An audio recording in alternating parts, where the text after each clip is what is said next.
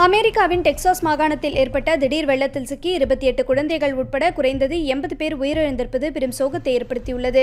800க்கும் அதிகமான மக்கள் பத்திரமாக மீட்கப்பட்டிருப்பதாகவும் இன்னும் 40க்கும் அதிகமானோரின் நிலை தெரியவில்லை என்றும் அதிகாரிகள் கூறுகின்றனர். தொடர் கனமழையால் குவாடலூப் ஆற்றின் நீரின் அளவு 45 நிமிடங்களில் 26 அடி உயர்ந்து நகருக்குள் புகுந்ததே வெள்ளத்துக்கான காரணமாக கூறப்படுகிறது. இந்த வெள்ளத்தில் அடித்துச் செல்லப்பட்ட மரங்களில் சிக்கியவர்களை அதிகாரிகள் ஹெலிகாப்டர் உதவியுடன் மீட்டு வருகின்றனர்.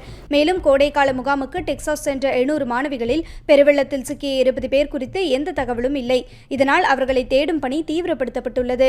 ட்ரம்ப் அதிபராக பொறுப்பேற்றவுடன் தேசிய வானிலை மையத்தில் ஆட்குறைப்பு நடவடிக்கை மேற்கொண்டதாகவும் அதனால் முன்னெச்சரிக்கை முறையாக வழங்கப்படாததே இந்த பேரழிவுக்கு காரணம் என எதிர்க்கட்சியினர் குற்றம் சாட்டியுள்ளனர். டெக்சாஸ் பெருவெள்ளத்தை 100 ஆண்டு கால பேரழிவு என விவரித்த ட்ரம்ப் இது எதிர்பாராமல் நிகழ்ந்த சம்பவம் என தெரிவித்துள்ளார்.